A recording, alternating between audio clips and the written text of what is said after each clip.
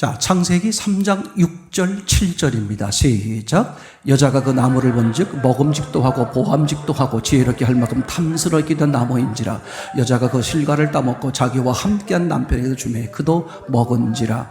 이에 그들의 눈이 밝아 자기들의 몸이 벗은 줄을 알고 무화과나 무였고 치마를 하였더라. 아멘. 창세기 3장을 이해하려면 창세기 2장을 전제로 해야 된다. 그죠? 특별히 창세기 3장 6절 7절 선악과를 따먹고 그 다음에 선악과를 따먹은 결과가 7장에 등장하잖아요. 이걸요 사람들이 보면서 너무나 많이 이해가 안 되는 거야. 그러니까 2장을 바르게 보지 못했으니까 3장에서 무슨 얘기하는지를 모르는 거예요. 절대 중요해요. 왜 하나님이 성경을 66권으로 나누어 놨을까? 여러 가지 이유가 있겠죠. 그리고 왜 창세기를 맨 앞에 놨을까? 그죠? 창조 이야기니까. 그렇지 않아요. 이야기 구성상에서 보게 되면 창조 이야기를 저 뒤에서 할 수도 있지 뭘 그래. 근데 일부러 창세기를 맨 앞에 놨다는 것은 신앙의 핵심은 성경이고 성경은 어디서부터? 창세기로부터. 이게요. 그냥 하나님이 쓰신 대로 보는 게 정말 중요한 거예요. 왜 창세기부터 났을까 하고 보니까 창세기부터 말씀하시지 않을 수 없는 이유가 있더라 이거죠. 그렇죠? 그래서 1장을 보니까 2장이 보이고 2장을 보니까 3장이 보이고 창세기 1장, 2장, 3장을 보게 되면 성경 전체를 이미 다루고 있더라 한 얘기가 다 나오는 거거든요. 그래서 3장을 이해하기 위해서는 2장을 봐야 되는데 2장의 핵심이 뭐였냐면 3장 6절 7절 먹으면 죽는다고 말한 그죠? 그래서 먹었는데 안 죽었어요. 안 죽은 까지는 좋은데 안 죽었는데 뭐라고 말하냐면 눈이 밝아졌다. 이것은 2장을 바르게 해석하지 못하면 그죠? 3장을 오류 잘못된 해석을 가져온다. 이런 얘기죠. 그러니까 2장에서의 모습이 어떤 거였냐면 2장의 마지막 절이었죠. 2장 25절이었습니까? 한번 보시겠어요? 시작. 아담과 그의 아내 두 사람이 벌거벗었으나 부끄러워하지 아니하더라. 그죠? 이게 중요한 거예요. 자, 지금 아담과 하와가 두 사람이 벌거벗었는데 부끄럽지 않았다. 근데 3장 7절에 가서는 뭐야?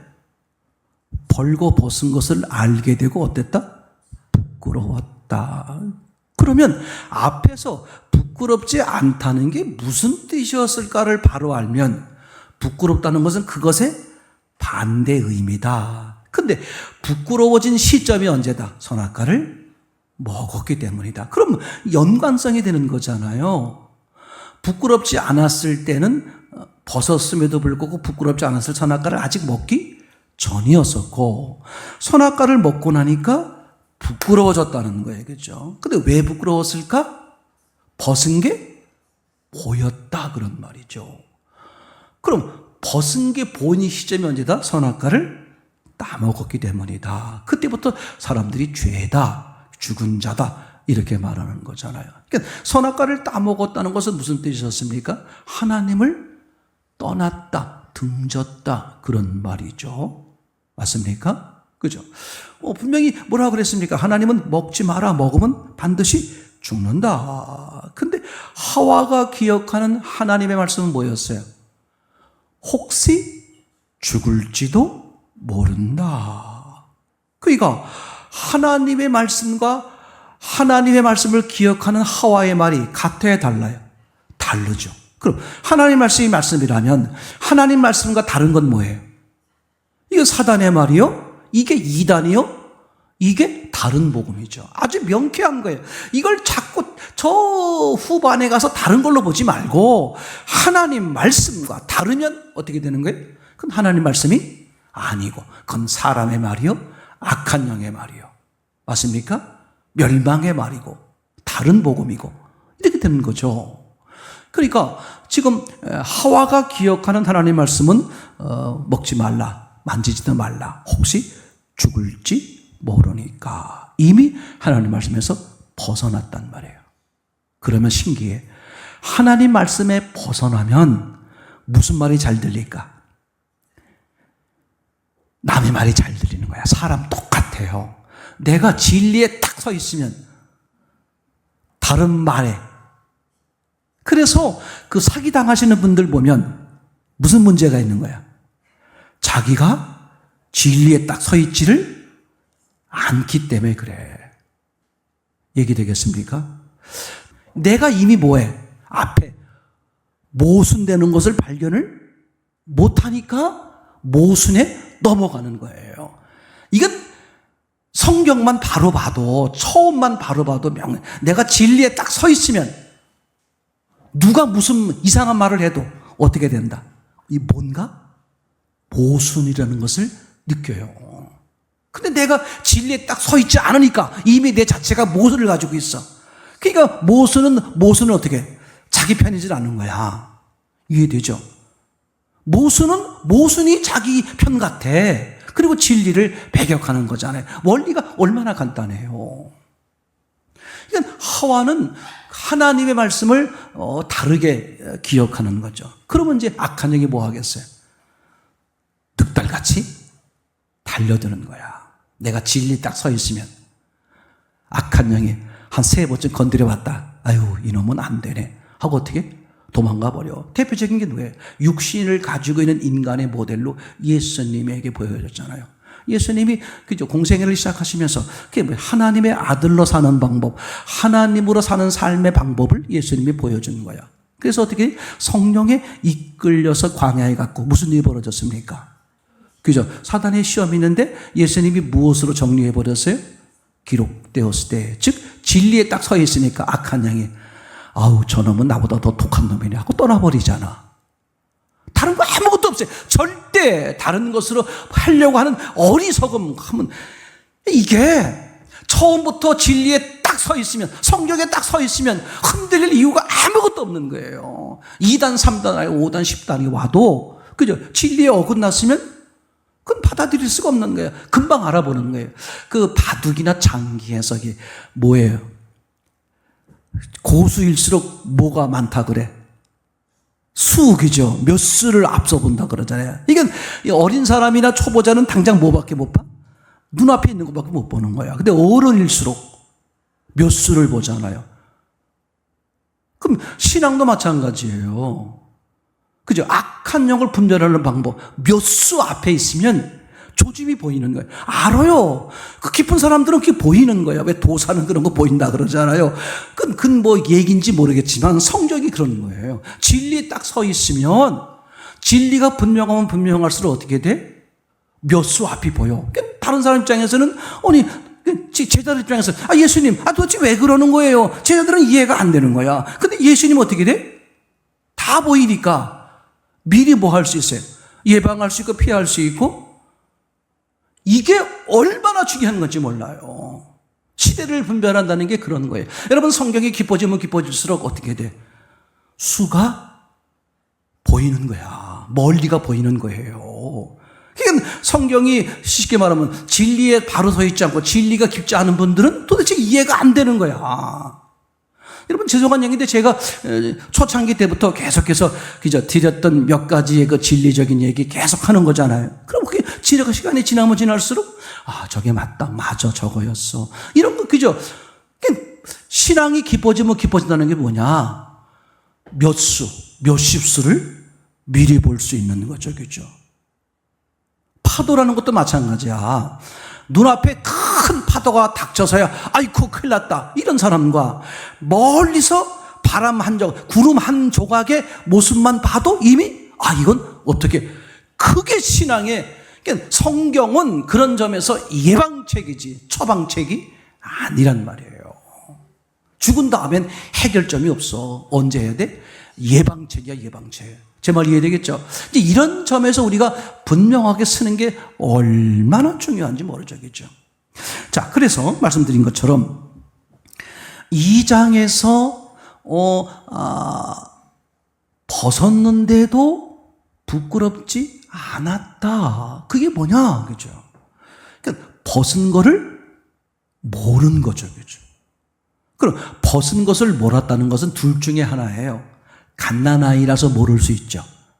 갓난아이는 뭐야? 그런 거 개념이 없잖아요. 이게 갓난 애는 막 벗고 댕겨도 뭐야? 부끄러운 줄 모르는 거야. 근데 하나님이 창조한 아담과 하와는 갓난아이가 아니라 어른이잖아요. 얘기되겠죠? 어른인데 벗었으면서도 부끄럽지 않을 수 있는 방법. 벗은 게 안 보이는 거야. 다시 말하면 아니 눈이 떴는데 어떻게 안 보여? 그죠? 벗은 거에 관심이 없다. 거꾸로 말하면 뭐에 있다? 영에 관심이 있다. 이런 얘기죠. 그러니까 영에 관심 있는 사람은 육에 신경이 안 써지는 거야. 그러니까 신경이 안 써지니까 아유 뭐 이런 거 입고 나가면 사람들이 어떻게 볼까? 그런 거 아무렇지 않는 거예요. 얘기되겠죠?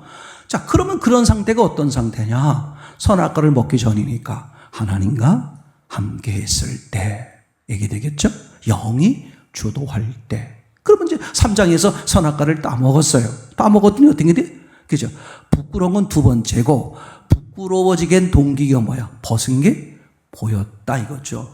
그럼 2장에서도 벗었고 3장에서 벗었는데 왜 3장에서는 부끄러웠을까? 그죠? 벗은 게 보였다는 것은 사람은 원포인트니까 뭐만 보인다? 육만 보인다. 거꾸로 말하면 영은 안 보인다 그런 얘기죠. 그러니까 선악과를 따먹기 전에는 영만 보였는데 선악과를 따먹은 후에는 뭐만 보였다? 육만 보였다. 그 왜 육만 보일까? 영이 떠났으니까, 영의 시각을 잃어버렸으니까 요 얘기잖아요. 이해되겠죠? 그러니까 6절 7절에서 선악과를 따먹는다는 것은 하나님을 등졌다는 말이고, 하나님을 등지니까 어떻게 돼? 영의 시각으로 볼 수가 없게 됐다. 아멘. 이거 절대적으로 중요합니다. 그죠? 영의 시각으로는 못 보는 거예요. 그러니까 이게 이제 부부 간에도 또는 교우들 간에도 얼마든지 이런 거 가지고 다툼이 되고 싸움이 되고 서로 막 저거 할 수 있어. 왜? 이해가 안 되는 거야. 아니 저 권사님이 말씀하시는 게 난 이해가 안 돼. 아니 뭐 그렇죠. 그분의 신앙에서는 그죠? 이게 지금 너무 뻔히 보이는데 어린 내 신앙 입장에서는 도대체 그게 이해가 안 되는 거. 이런 경우들이 얼마든지 있을 수 있어요. 저는 그래서 여러분 지혜가 뭐냐. 진짜 교회 안에서도 자꾸 신앙이 있으신 분들하고 붙어 다니려고 그러는 게 큰 지혜야.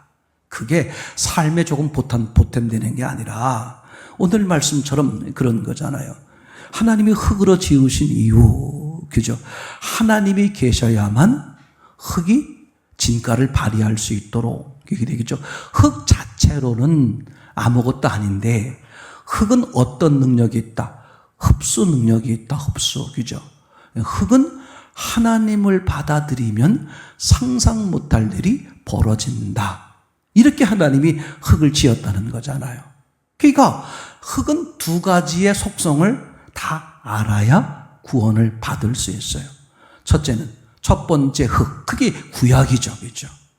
나는 죽은 자, 죄인이구나. 내 스스로는 아무리 노력해도 하나님이 원하시는 의인이 될 수 없구나. 이게 첫 번째 흙의 속성이잖아요. 이해되죠? 그리고 두 번째 흙의 속성. 그래서 하나님, 예수님을 받아들이면 나는 상상 못할 일이 벌어진다. 아멘? 얼마나 명쾌하냔 말이에요. 그죠? 이건 사람이 구원받기 위해서는 흙의 속성 두 가지를 정확히 아는 게 중요하다. 그런데 사람들은 그죠? 악한 영은 무슨 짓을 하느냐? 네가 첫 번째 흙이라는 걸 인정하는 거야. 그래서 나름대로 해결책을 제시하는 게 뭐냐? 그래서 네가 뭐 해야 돼? 노력하라 이게죠. I can do. 그죠?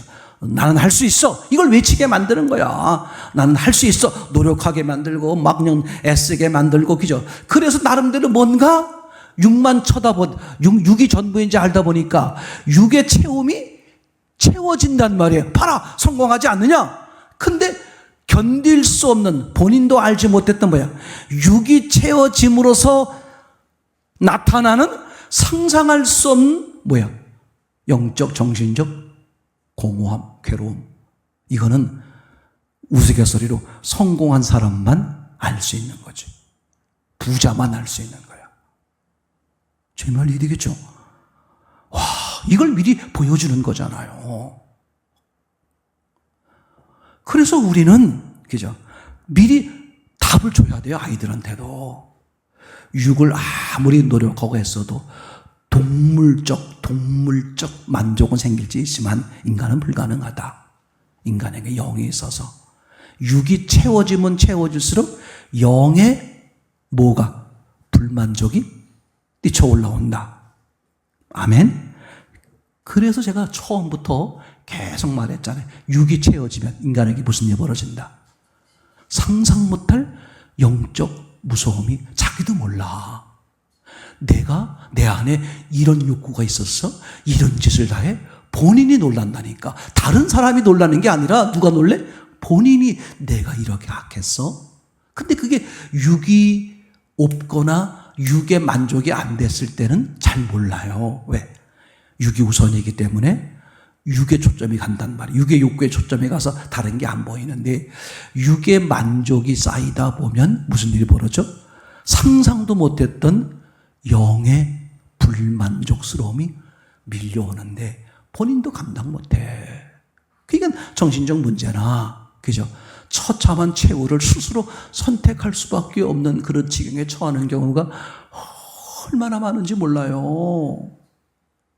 이게 60년대, 50년대, 70년대 신앙생활 하시는 분들 중에 이런 유의 신앙생활들이 많았잖아요. 육이 풍부해지는 게 신앙이 성공하는 거다. 제 말 이해되겠습니까? 그저 자식이 잘 되고 남편 사업이 잘 되고 뭐 집이 떵떵거리고 있어지고 막 쓸 돈 여유가 생기고 뭐 헌금도 팍팍 할 수 있고 이게 최고의 보스로 살다가 나이 들어오다 보니까 어떻게 돼? 내가 차마 말을 못하겠는데 정말 여러분 영이 만족해야 돼. 하나님의 계획하신 영이 만족이 돼야지. 육의 만족이 신앙의 전부인 줄 알다가 지금 권관분들이 얼마나 많은지 알아요.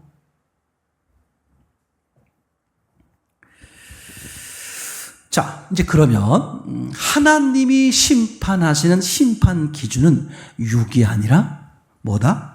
영이다. 다른 말로 말하면 외모가 아니라 중심이다. 자, 영이냐 육이냐 이 변화를 사람에게 가장 먼저 드러내는 게 뭐냐면 시각이에요. 시각. 그래서 구약성경에서 이제 쭉 하다 보면 이 시각, 눈을 영이다 이렇게 좀 심하게 표현하는 경우도 있습니다. 그러니까 영이 어떻게 되어 있느냐를 나타내는 게 뭐다? 시각이에요, 시각. 제 말 이해되겠죠? 그러니까 하나님과 함께하면, 하나님이 주도하시면 벗은 게 안 보이는 거, 육이 안 보이는 거야. 근데 하나님을 떠나면 즉시로 나타나는 게 뭐야? 그죠? 육만 보인다. 제가 되겠죠? 육만 보이는 거야. 그래서 눈이 밝아졌다. 어느 쪽으로? 육 쪽으로. 그죠? 그러니까 그 사람은 평생 뭐 하면 살 수밖에 없어? 뭘 먹을까? 뭘 마실까? 뭘 입을까? 거기에 몰입하는 거야. 그래가지고 잘 들어보세요. 먹고 마시고 입기 위해서 부단히 노력시키는 거야. 이제 학교, 학원부터 해서, 그죠? 그래가지고 좀 그런 쪽으로 좀 발전하면 이제 어떻게 돼? 우리 자식이 성공했다. 우리 참 괜찮다. 이게 100% 속는 거란 말이에요. 영은 어떨까? 영은 누가 책임질 건데 얼마나 무서운 얘기인지 몰라요. 근데 처음부터 영을 알면 너무 놀라워. 먼저 그의 나라와 그의 의를 구하라. 그러면 이 모든 것 영만 바라봐라. 육은 내가 책임지겠다. 요 얘기잖아요. 그러니까 하나님은 사람에게 육이 있는 걸 아신단 말이야. 근데 어디에 집중하래? 영에 집중하래. 그래서 영 안에 육이 있다. 아멘. 말씀 안에 떡이 있는 거야. 이게 확연해져요. 사람은 이제 어떤 갈등을 느끼는 거냐 하면 말씀이냐 떡이냐. 그죠?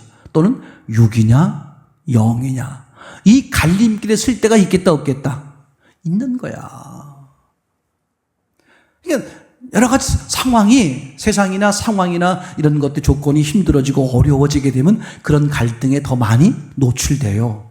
이때가 중요해. 이때가.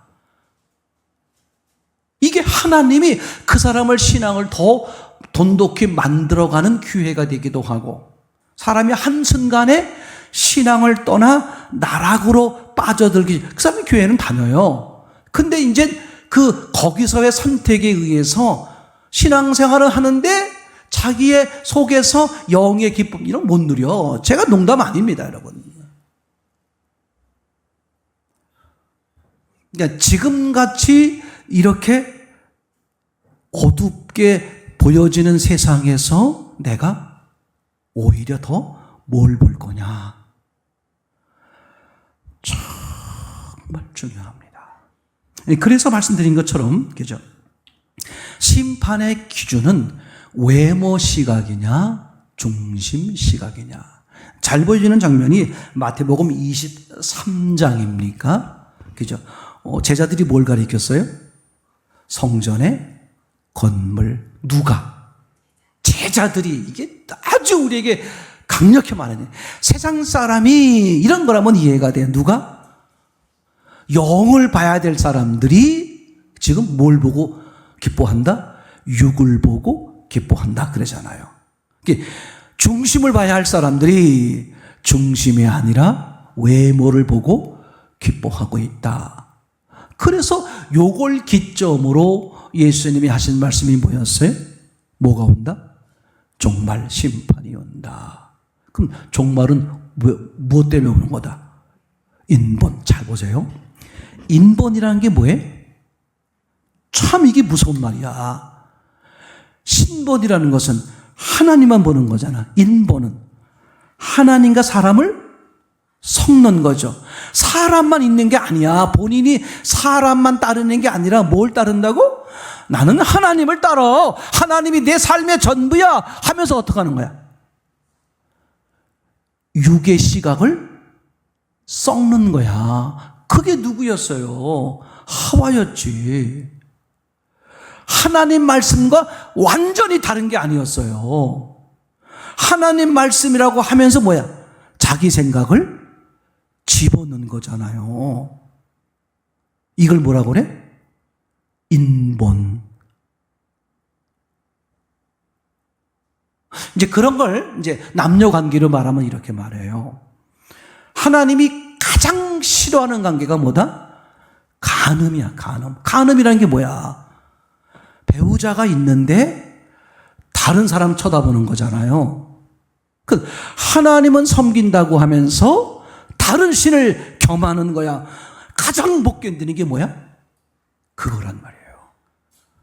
하나님을 몰라, 나는. 그러다 보니까 다른 신이 나를 구원할 신으로 알아. 그건 하나님 보시기엔 덜한 거예요. 지금 제 말 이해되나요? 하나님이 가장 힘들어하시니 견디기 어려워하는 게 뭐다? 하나님을 섬긴다고 하면서 어떻게 하는 거예요? 매일 밤마다 다른 신을 만나러 다니는 거야. 이게 하나님은 못 견디는 거예요. 못 견디는 거. 근데 어떤 사람은 나는 지금 우상을 섬기면서도 나는 이분이 나를 구원할 하나님으로 알았어. 하나님은요, 그 사람을 대하는 게 달라요. 지난 수요일 날 말씀을 드린 것처럼, 그죠? 예수님은 다른 종교를 가지고 있는 사람들도 구원하시느냐? 그게 제가 대질문하기를, 그러면 예수님은 기독교인들은 구원하실까? 본인이 그렇게 물었거든요. 기독교인 외에 다른 종교를 가진 사람들도 구원하시느냐? 그래서 제가 대질문하기를, 그러면 예수님은 기독교인은 구원하시느냐? 그랬더니 목사님이 이상하다 하는 투로 당연하죠. 당근. 한국 같았으면 그렇게 했을 텐데 네팔 친구들은 잘 모르니까 아이고요, 당연히 기독교인들을 구원하시죠. 그렇게 생각을 하시는 것 같아. 그래서 어떤 좀 알만한 친구한테 물어봤더니 대답이, 목사님, 제 생각에는 예수님은 기독교인들은 구원하지 않습니다. 왜요? 기독교인은 이미 구원을 받은 사람을 기독교인이라고 그럽니다. 그러니까 예수님의 관심은 구원받지 못한 사람들이에요. 그럼 누구야? 다른 신을 섬기는 사람이죠. 자, 여기서 이제 갈라집니다. 다른 신을 섬기는데 잘 들어보세요. 다른 신만 섬기는 사람은 구원받기 가능해. 무슨 뜻일까? 지금 제 말 이해되나요? 가장 구원하기 어려운 사람이 누굴까? 예수님도 섬기고 다른 신 섬기고, 이건 거의 불가능해요. 다른 신을 섬기는 사람은 왜 이게 가능할 수 있느냐? 왜 쉽냐? 이렇게요. 그분이 특히 대표적인 게 누구냐면 이슬람이에요. 그 사람들은 누가 구원을 한다고 생각해? 그죠? 알라. 네? 알라가 자기들을 구원한다. 얘기되겠죠? 그럴 때 어떻게 다가갈 수 있냐면, 그래, 네가 말하는 그 알라가 누구야? 그분이 예수님이야. 이건 가능해요. 부처님이 나를 구원하시는 분이야. 근데 그 부처가 누구냐? 바로 이 하나님이다. 그러니까 다른 종교를, 다른 우상을 섬기지만 그분만이 나를 구원하실 수 있어. 이렇게 여기는 사람은 그 당신이 지금 믿고 있는 그분이 누구라는 것을, 하나님이요 예수님이라는 것을 그저 끌고 오면 쉽단 말이에요. 근데 예수님도 섬기고 다른 것도 곁들여 섬기는 사람은 백날을 얘기해도 그죠? 아멘 해. 근데 뒤에 가면 100% 노멘이에요. 여러분 정확히 아셔야 돼요. 섞으면 안 돼. 섞으면 안 돼.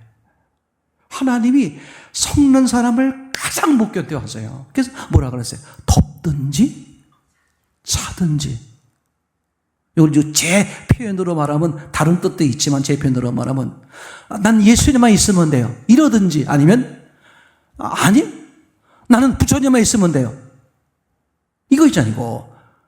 오히려 그런 사람이 구원받을 수 있는 여력이 더 있을 수 있다.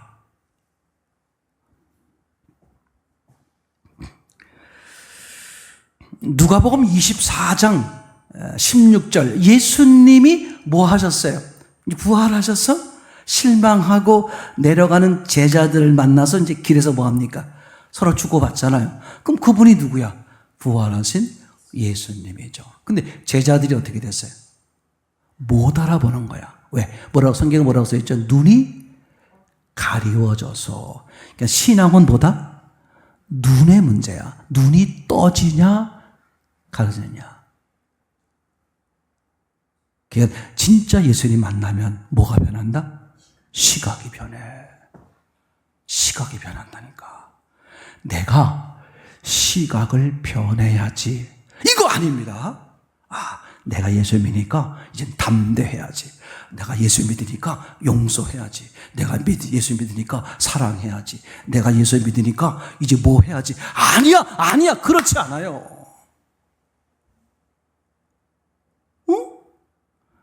예수님이 들어오고 나니까, 이거 어떻게 된 거야?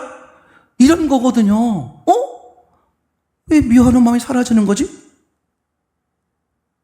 왜 내 입장만 생각하다가 왜 자꾸 저 사람 입장이 이상하게 나지?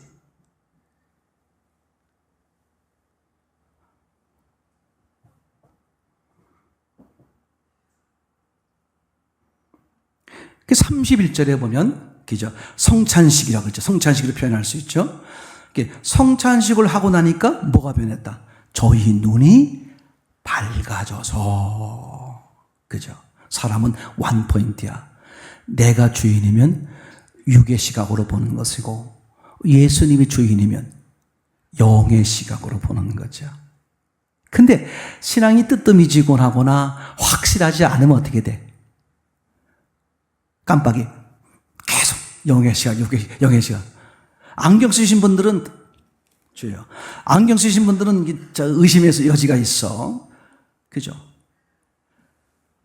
우스갯소리지만, 이게, 내가 이제 예수님 만났으니까 영의 시각으로 살아야지. 이게 아니라니까. 가려졌던 세상이 확 보이는 거야.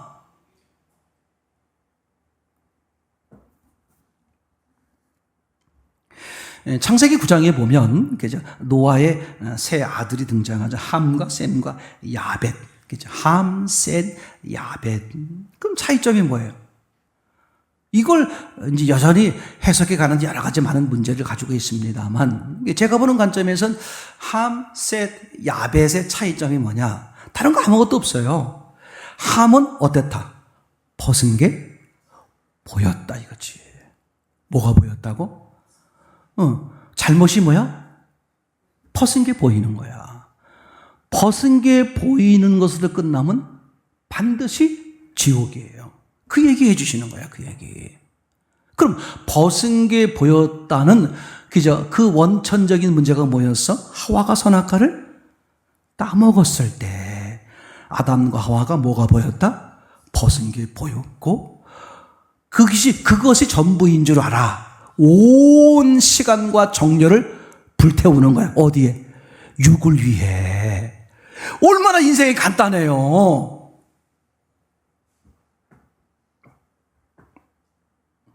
이건 창세기 9장의 노아의 사건은 복잡하게 볼 게 아무것도 없어요. 무슨 함이 막 욕심이 생겨가지고 아버지의 고추를 잘랐다든지부터 해서 여러 가지 복잡하게 해석할 이유가 없는 것이 저 원천적인 것, 근원적인 걸 딱 보면 그죠? 시각의 문제다. 무슨 문제? 시각의 문제. 다른 거 아무것도 없어요. 첫 번째로 등장하는 게 시각의 문제예요. 이건 창세기 1장에서도 흙의 상태, 하나님이 없는 흙의 상태가 뭐여서 혼돈. 혼돈이 뭐예요? 네. 우아래를, 앞뒤를 구분을 못하는 거야. 시각의 문제라니까. 구분을 못하는 거야. 분별을 못하는 거야. 민수기 12장 사건 보게 되면, 그죠? 미리암을 책망하시는 하나님. 미리암 그 입장에서는 얼마나 억울했겠어. 아니 분명히 하나님이 이방 사람과 결혼하지 말라 그래서 자기는 이방 사람과 결혼하지 않겠다는 뜨거운 마음으로 살고 있는데, 그죠? 지도자의 대표라고 말할 수 있는 모세가 마누라가 죽자마자 뭐해요? 이방 여자와 결혼하니까 이게 환장하겠지. 말이 돼? 이건 책망하는 게 책망 안 하면 이상하지. 형으로서 누나로서 모세를 책망하는 게 당연하지. 야, 하나님이 너 특별히 또 너에게 복음을 이걸 말씀을 주셔서 이방 사람과 결혼하지 말라. 너를 통해서 말씀하셨는데 네가 그걸 어기고 있으면 백성들이 어떻게 하나님 말씀을 따르겠냐. 얼마든지 너무 100% 타당한, 우리가요 이런 식으로 해서 남을 비난하고 그죠? 남편이나 아내나 책망하고 이런 게 많아요. 그러니까 칭찬은 난 모르겠어. 칭찬은 생각나는데 하시는지 혹시 할지 모르지만 책망은 3초만 기다렸다가 해. 기다렸다가 제발 좀. 왜 그랬을까? 저 사람이 왜 그랬을까? 미리암은 그죠? 그렇게 결혼하니까 책망하는 거야. 근데 이게 신기해요. 모세나 미리암, 아론에게 변명하게 하지 않고 하나님이 직접 나서서 말씀하시는 거야. 모세는 내 쪽에 세워두고, 그리고 미리암과 아론을 건너편에 세워두고 뭐라고 말해? 너희 중에 선지자가 있느냐? 다시 말하면 너희는 선지자요, 예언자요, 하나님의 말씀을 받은 사람들이라 그런 말이에요. 그런데 내가 어떻게 한다? 꿈이나 환상으로 말한다. 하나님의 말씀을 소통하더라도 꿈이나 환상으로 하시는 분이 있고, 그죠? 내 종 모세는 그렇지 아니하니 그런 마음이 온유하여, 그죠? 내가 직접 대면하여. 자꾸 대면한다니까 또 목사님하고 집사님하고 서로 얼굴 마주쳐서 한다는 게 아니라 영으로 그런 말이죠. 그러니까 영으로 직접 소통이 되니까 꿈이나 환상이 필요가 없는 거죠. 그만큼 모세는 하나님 마음이고, 그죠? 하나님을 잘 알고 하나님의 말씀이 무슨 뜻인지를 잘 안다, 그런 뜻이죠. 그러니까 외모 시각인 미리암과 아론은 이방 여자, 육체, 외모 기준, 이방 여자 아니야? 이방 여자와 결혼하면 안 되지. 근데 모세는 이방 여자가 아니라 이방의 마음, 중심이 이방이냐, 이런 얘기죠. 아멘. 그죠? 중심의 이방 여자라고 할지라도 하나님을 영접한 사람은 뭐예요? 그는 그리스도인이요, 그 당시로 말하면 유대인이요, 하나님의 사람이죠. 그러니까 하나님은 모세를 상상 못하게 칭찬하는, 내가 말하려는 것은 중심이고, 모세는 중심이고 너희들은 외모 아니냐 얘기되겠죠. 그죠? 그러니까 외모니까 하나님 어떻게 환상이나 꿈, 간접적인 방법으로 하실 수밖에 없게 되는 걸 말하고 있는 거겠죠. 얘기됩니까? 요한복음 20장입니다. 14절 그리고 16절인데 한번 잠시 보고 넘어가야 되겠습니다. 시작. 이 말을 하고 뒤를 돌이켜 예수께서 서 계신 것을 보았으나 예수이신 줄을 알지 못하더라. 아멘. 이거 보세요. 자, 자막을 계속해서 보세요. 지금 이 부활하신 이 마리아 앞에, 마리아 뒤에 등장한 분이 누구예요? 부활하신 예수님이야. 근데 알아본다, 못 알아본다? 제 말 이해하세요? 영이 실제로 있다고 할지라도 못 알아보는 거야. 영이 없어서 못 알아보는 게 아니라 있어도, 그죠?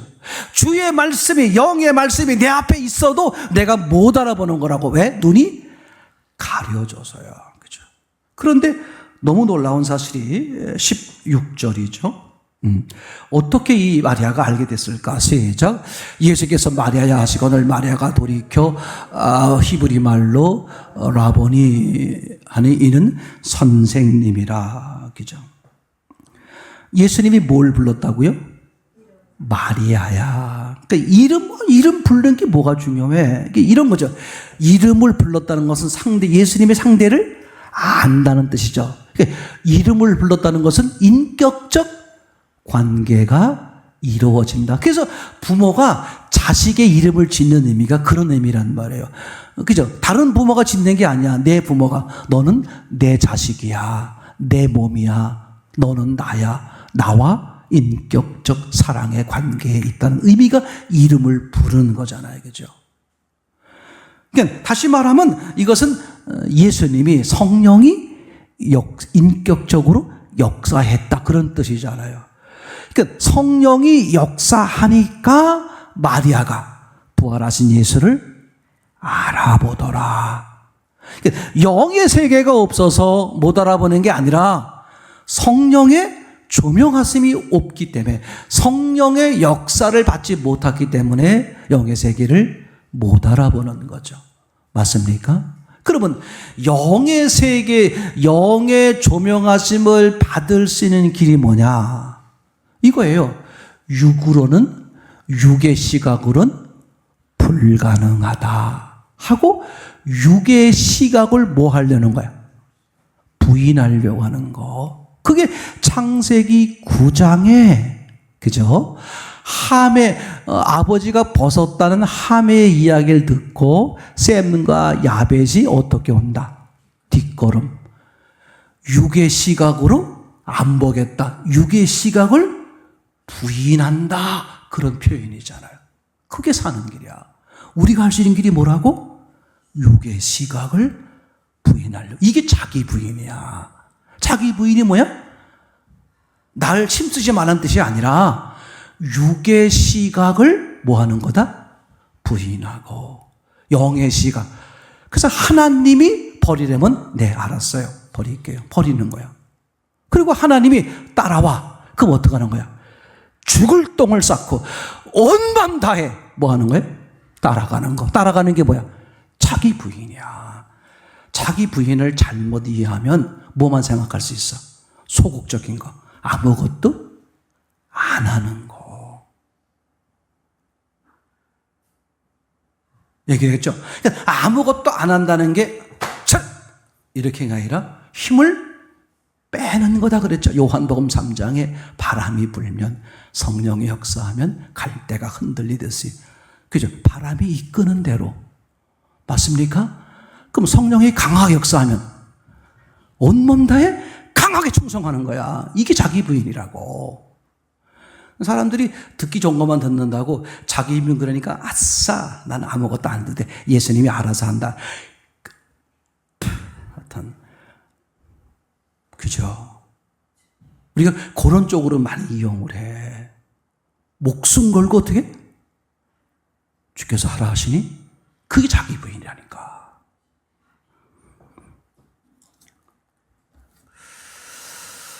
자, 이제 그럼 누가복음 16장 19절에 이 부자가 그 지옥에 떨어진 이유, 음부에 떨어진 이유가 뭘까? 아주 명쾌하게 정리가 되죠. 누가복음 16장 19절. 한 부자가 있어. 시작. 한 부자가 있어 자색옷과 고운 베옷을 입고 날마다 호화로이 즐기더라. 성경은요, 그 사람이 왜 천국 갔고 왜 지옥 갔는지를 말씀해 주곤 계시죠. 그래서 이 부자가 왜 음부, 지옥에 떨어졌는지를 명쾌하게 한 줄로 정리하는데 그게 19절이다. 그죠? 한 부자가 있어 자색옷과 고운 베옷을 입고 날마다 호로히 연락하다가 어떻게 됐다? 이제 이게 지금 부자가 이 땅에서 육신을 가지고 있는 동안에 행한 모든 모습이죠. 이렇게 행했다는 것은 뭐야? 마음이 그러했다 그런 거잖아요. 그죠? 얘기되겠죠? 자, 그런데 거기는 자색옷과 고운 베옷을 입고 날마다 호화로이 연락. 이게 무슨 얘기야? 아니, 잔치 한무 잔치 할 수 있고, 그죠? 아, 이거 또 뭐야? 자색옷과 고운 베옷. 아싸. 그럼 나는 이제 자색옷은 안 입고, 뭐 다른 색깔 옷 입지 뭐. 이게 아니라, 이게 무슨, 뭘 말하려고 그러는 거냐면, 이 땅이, 육신의 삶이 전부인 줄 알았다. 요 얘기죠. 그럼 그게 왜 전부였을까? 선악과를 따먹었을 때의 모습이잖아. 그럼 이 사람은 뭘 못 본 거다? 영의 세계를 못 본 거다. 그럼 영의 세계를 왜 못 봤을까? 하나님이 계시지 않았기 때문이다. 아주 명쾌하게. 자, 그러면 이 누가복음 16장 9절을 딱 이제 마음에 정리하시고 앞으로 가면 어디로 간다? 창세기 9장에 함이 뭘 봤다? 벗은 거. 다른 거 얘기하려고 그러는 게 아니에요. 함의 성격이 지랄 맞기 때문에 이런 얘기하려고 그러는 게 아니에요. 절대 그거에 속지 마세요. 함의 눈에 뭐가 보였다? 벗은 게 보였다. 그 벗은 보인다는 게 뭐냐? 육의 시각이 전부다. 그럼 왜 육의 시각이 전부냐? 영의 시각이 없다. 하나님과 함께하지 않았다. 그 얘기하려고 그러는 거예요. 그러면 영의 시각을 가지려면 어떻게 해야 되느냐? 육의 시각을 부인해야 된다. 그게 누구를 통해서? 야벳과 셈을 통해서 보여주는 거다. 아멘. 그럼 이제 그것에 또 앞으로 가보는 거예요. 창세기 3장 7절의 이야기죠. 선악과를 따먹고 나니까 어떻게 됐어? 눈이 밝아져. 벗은 게 보였다. 눈이 밝아졌는데 어느 쪽으로? 벗은 것 쪽으로, 육 쪽으로. 그러면 그 전에는 벗고 있지 않았느냐? 벗고 있었는데 부끄럽지 않았어? 왜? 깐난 아이가 아니라 벗은 게 자기 마음에 안 걸렸다 그런 말. 아무렇지도 않은 거야. 다시 말하면 모든 관심이 영의 시각에 있었다 그런 말이죠. 그럼 어떻게 영의 시각에 있었을까? 선악과를 따먹기 이전 하나님이 함께 하나님이 주도하는 사람이기 때문에 자기도 모르게 어떻다? 영의 시각이 되니까 육에 가타부터 마음이 안 가는 거야. 그냥 주면 주는 대로 먹고. 그죠? 얼마나 중요한 말인지 몰라요. 그죠? 누가복음 16장 19절을 가지고 앞을 어디 본다? 창세기 9장에 함에 벗은 걸 보고 셈 야벳이 어떻게 한다? 뒷걸음쳐서 육의 시각을 부인하려고 하는 것. 그래가지고 앞에 창세기 3장 7절 선악과를 먹었을 때 자기도 모르는 게 어떻게 돼? 벗은 게 보였다. 육밖에 안 보였다. 그 외에도 많지만 이 세 구절을 평생 그냥 누구하고 얘기하면서도요. 본질적 해결은 이거밖에 없어요. 내가 아무리 노력한다고 해서 그때뿐이야. 되는 것처럼 보여. 그때뿐이야. 그건 아니야. 하나님은 행동 변한 걸 말하는 게 아니에요. 중심이 변했느냐 이런 얘기. 행동을 아무리 노력해서 습관을 만들어 놔도 하나님은 노굿. 그죠? 왜? 중심이 안 변했으니까 그 얘기 하려고 그러는 거거든요. 얘기 되겠죠? 자, 마지막으로 하나 보려고 그러는 것은 우리 다 하는 얘기입니다만 요한복음 20장 21장에 가게 되면 그죠? 이제 제자들 부활하신 예수님을 만났던 제자들의 이야기가 나오게 되잖아요. 맞습니까? 그때 어떤 일이 벌어졌습니까? 단체로 세 번째 요한복음에 의하면 부활하신 예수님이 제자들에게 나타났을 때, 그죠? 어떤 일이 벌어졌습니까? 제자들이 뭐 하고 있었어요? 다시 고기 잡으러 가려고 하는 모습이었다. 그죠? 이 사건을 가지고, 그렇게 얘기하는 분도 계세요. 아니, 목사님, 그럼 뭐 제자들이라고 해서 자기 밥벌이 안 하고 삽니까?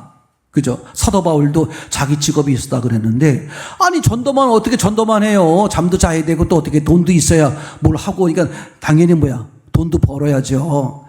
지금 이 전체적인 본문의 흐름이 그 얘기 하려고 그러는 거냐 이거죠. 부활하신 예수님이 세 번째 등장하는 사건인데 이들이 지금 뭐 했다? 고기 잡으러 가는 사건이 벌어지는 거죠. 근데 그 고기 잡으러 가시는 분들 7명을 이름을 나열하는데 나는 이거 진짜 기절해야 돼. 진짜 기절해야 돼.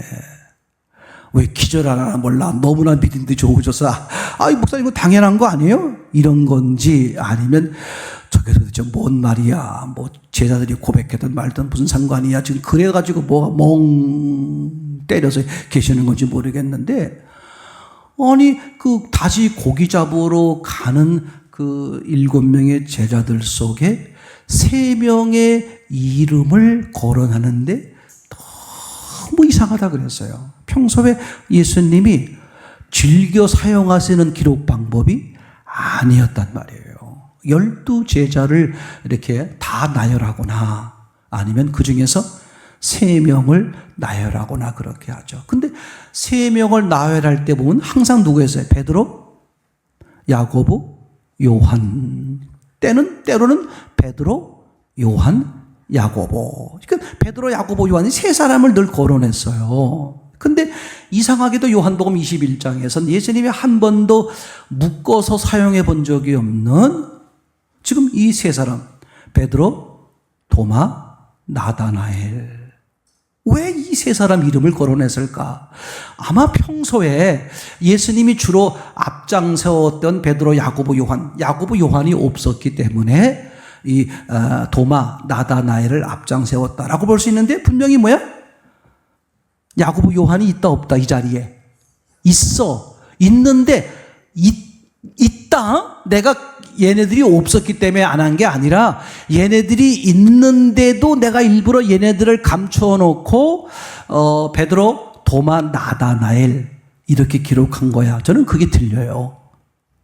만약에 그게 의미가 없어요. 베드로, 도마, 나다나엘 이 의미가 없는 거라면 야고보, 요한을 거론하든지 아니면 야고보, 요한을 어떻게 완전히 아무도 모르게 감춰놓을 수 있잖아요. 그죠? 베드로, 도마, 나다나엘 그리고 4명의 제자 이렇게 하면 되는 거예요. 근데 그 집이 세베대 두 아들 이거 야고보, 요한인데 그럼 예수님이 평소에 베드로, 야고보, 요한 한 배 묶었었는데 왜 여기서는 한 대 안 묶었고 얘네들을 감춰두고 엉뚱한 저 3사람을 썼지? 그러면서 우리에게 뭘 말하는 거야? 반만 감춰둠으로써 내가 야고보, 요한은 일부러 감추었다. 이게 예수님의 음성이잖아요. 그럼 이게 너무 우리에게 명쾌하게 뭘 말씀하시려고? 왜 베드로 베드로 도마 나다나엘이지? 그러고 봤더니 그죠? 성경의 복음서에 등장하는 개인적 신앙 고백한 유일한 세 사람이다. 그래서 뭘 강조하는 거야 이제?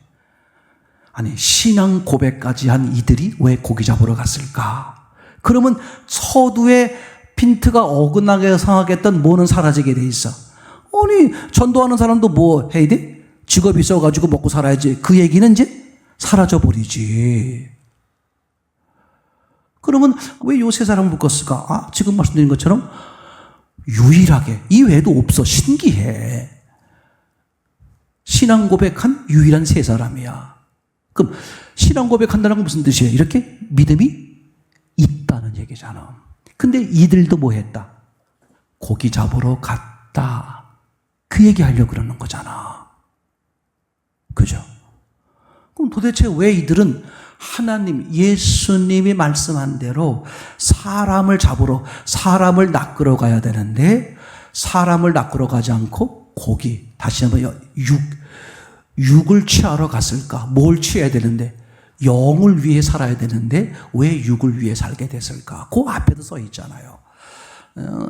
예수님께서 또 이르시되기죠. 너에게 평강이 있을지어다. 맞습니까? 아버지께서 나를 보내신 것처럼 나도 너희를 보내노라 하면서 뭐해? 숨을 쉬며 가라사대 성령을 받으라. 그 얘기잖아요.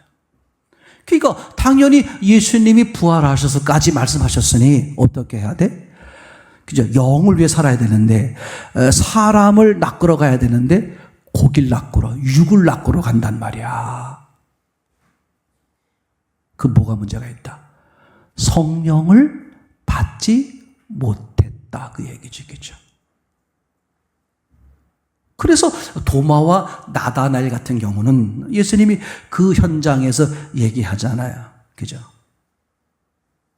기적에 대한, 기적을 보고 생긴 믿음인 것을 얘기하고, 베드로에 대한 것은 기적에 의해 생긴 믿음이 아니죠. 성령의 역사인데 어디 계신 성령의 역사?